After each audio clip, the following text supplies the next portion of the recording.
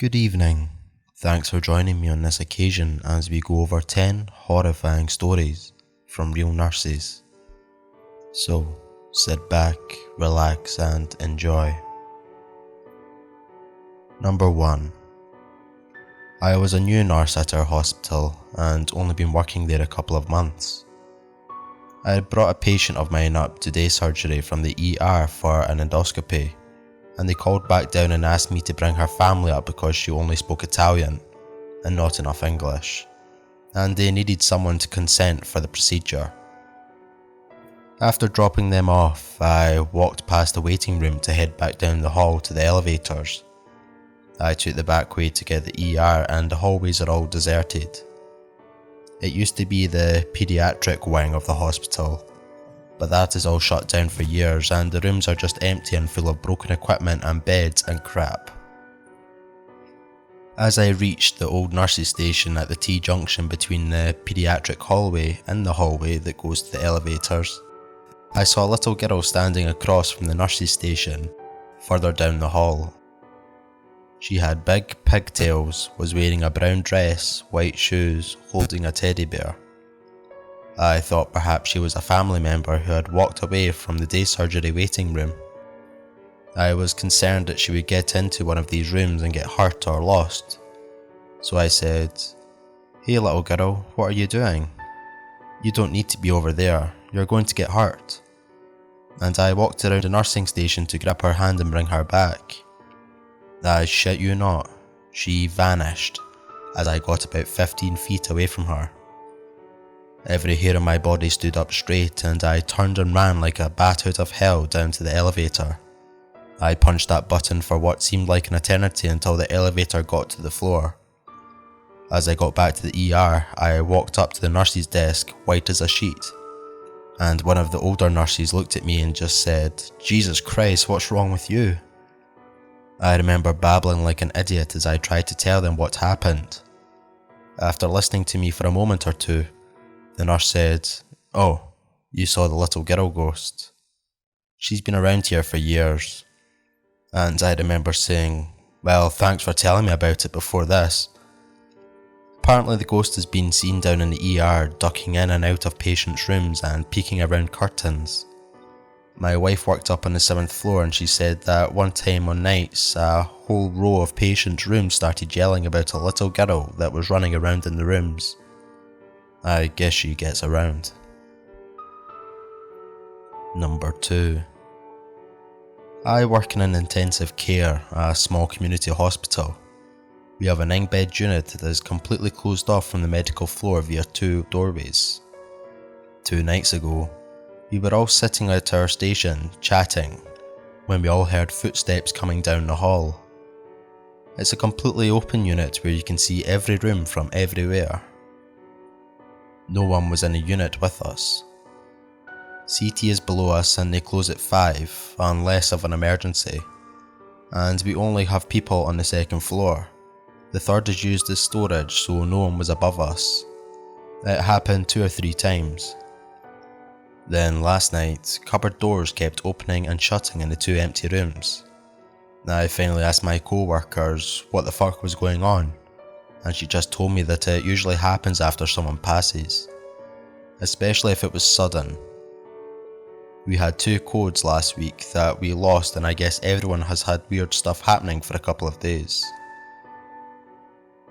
Number 3. I used to work in a state institute for developmentally disabled. We were temporarily relocated to another building for remodeling of our unit. Anyways, I was working one night, 2nd shift. We had a locked picker unit. I saw one of these residents walking down the hall. Very distinct gait and very distinct yellow t-shirt with a happy face on it. I went into the ward to let the staff know that they had an escapee. This was a serious situation because this particular resident, Larry, would ingest absolutely anything, from clothes to pens to belts to birds' heads, literally anything. He was also very reluctant to go back into his home ward, hence why I didn't bring him back. He needed 2 escorts. When we go back into the hall, less than 15 seconds later, Larry was gone.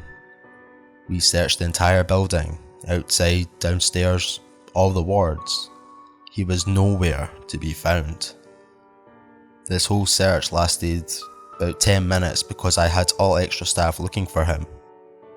It was just about to call the house supervisor to let her know that we lost someone when out from the bathroom walks Larry with one of the staff. He had been getting his bath in a bathroom for the last 30 minutes or so. Kind of freaky. I absolutely, without a doubt, saw Larry in the hallway.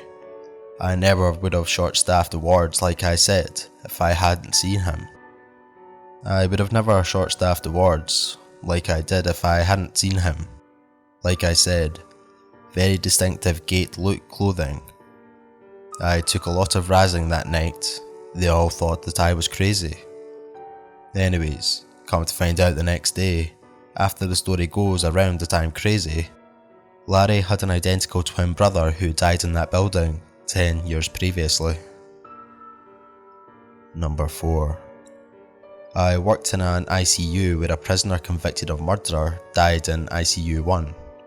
And nobody would put a patient in that room after that because the air was too heavy and the room was too spooky and dark. Patients would even report a horrifying pressure as if someone was pushing down on their throats. It was so bad that the hospital eventually closed down the room and knocked out a wall to make it a separate entrance into the units because nurses would refuse to put patients in the room, even if it was the last available bed. They'd triage out a patient before they'd trust putting a patient in that bed. Number 5. I was working in the NICU when we had a threat of a tornado. Some nurses got pulled to go to a sister hospital in town to assist in the disaster plan. When all was over, one of the nurses returned with this story. She was assisting the nurses and giving some meds before pulling all into the hallways. Every part she went to said they already had their meds from that nice nurse in a white uniform. She realised after she left that it's been a while since a nurse had worn a hat or a white uniform. That story revealed the urban legend of a nurse Betty. Story goes she had an affair with a married MD, became pregnant, then agreed to allow him to perform an abortion on her on the second floor OR room. She died and he went to jail. She never left the hospital and was seen frequently.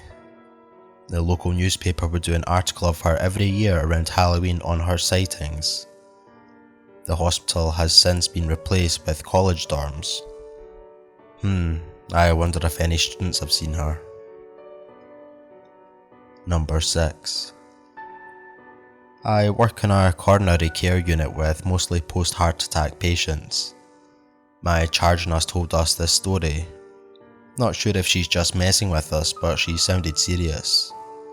So our unit was empty. We consolidated our last couple of patients onto the ICU because we had low PT census. My charge nurse was over in CCU at the nurses station doing something on the computer. All of our rooms were empty, and she heard a bedside monitor alarming, so she went into the room where the noise was coming from, and there was an EKG strip coming out of the bedside printer, which was never in use by the way, and it was a long, continuing strip of clear VTAC. She said she had just coded someone there the week before who had been on VT. Creepy as fuck. Number 7. I do inter-facility transfers as an EMT, so get to see all the skilled facilities and hospitals in the States. 2 places give me the hair-raising, just bad negative juju creeps. An abandoned school of the feeble-minded, and the State's prison mental health facility. That used to be a huge tuberculosis ward when there were massive outbreaks back in the day. A 3rd creepy place is the old birthing hospital that got turned into a long-term care facility. The top floor is mostly padlocked off. Jokingly, I asked a nurse on the elevator if the building was haunted, and she matter-of-factly said yes.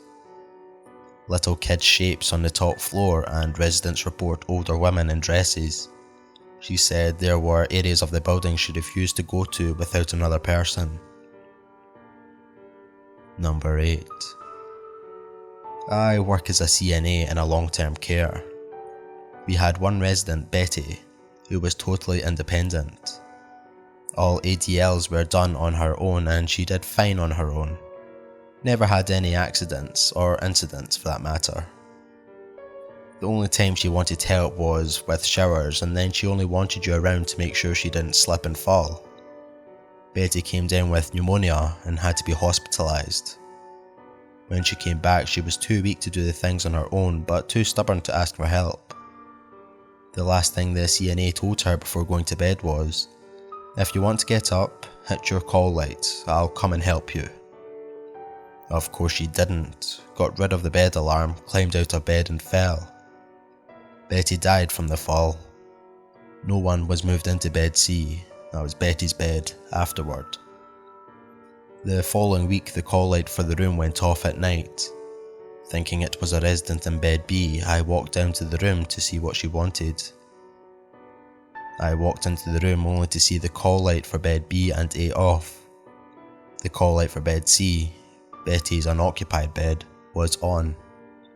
My eyes filled up with tears and I backed out the room and made someone else turn the call light off. Number 9. I was working a night shift job as an aide caring for an old lady with terminal cancer on hospice at home, as I have for years. She was starting to slip and I woke her family. 2 girls and the DH were all sitting around. She was pretty quiet and peaceful. All of a sudden she looked toward the door and said, Rex, you're here for me. I'm ready and they won't let me go." I saw a shadowy figure come into the room and felt the creepiest evil spirit. I'm not normally spooked, but I was so glad when it was time for me to go home. I turned to watch the spirit and the family was looking at me like, "What are you looking at?" The lady died later that day. A few months later, her daughter had been sick, just not well, not terminal, and they called my agency to see if I would come and stay with him at night for a few days until he was a little stronger. I stayed 2 nights. All kinds of weird paranormal stuff in that house, voices in room that were empty, sounds of people moving around when everyone was asleep. I decided I didn't care how sick he was or how much that family liked me. I was not doing another night shift there. Number 10.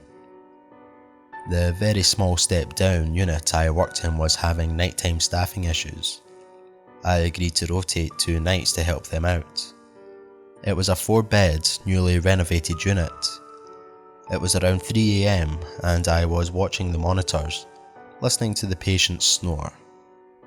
The pencil drawer slid open.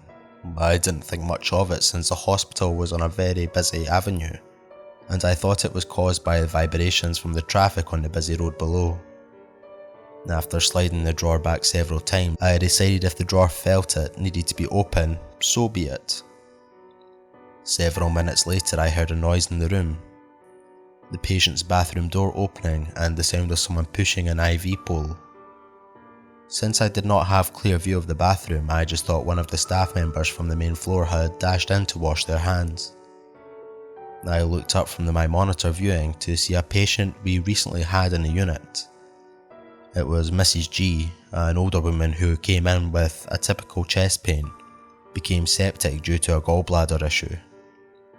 She evidently had expired in the unit, although the hospital itself had been on the site for years. The unit was newly renovated, right down to tearing down walls and putting up new ones. I heard the patient's bathroom door open and again I heard the rattling of the IV pole and shuffling feet. I looked up and saw Mrs. G standing there in the middle of the floor, one hand pushing the IV pole, the other hand on top of the pump on the pole. She stopped walking, turned and waved, nodded her head, said everything was going to be okay, took a few steps and then disappeared. It was quite a sight to see. Shortly after that vision, One of the nurses from the floor came in to see if I needed anything. I told her no and I was okay, and asked her if she had ever seen a ghost in a hospital. She looked at me, gasped and asked, "No, why?" And I explained to her what had just happened. She said she would never step foot in that room again. Mrs. G was the first patient to die in that unit. She was well liked by all the staff, and my feeling was that she was watching over us. The day shift came in and I told them my story. They weren't surprised. Through the years working at various hospitals, worked as a nurse extern my senior year in nursing school and heard older nurses telling their stories about ghosts, I thought they were just burnt out. But yes, there are ghosts in care facilities. If they are not seen, their presence is felt. They leave an energy behind. Well, that's it for our horrifying stories from real nurses in hospitals. I hope you enjoyed, and as always, if you did, please hit that like button as it costs nothing but helps me out a ton. And also lets me know you enjoyed this kind of story. Thanks for listening to me ramble on, and I'll see you in the next one. Thank you.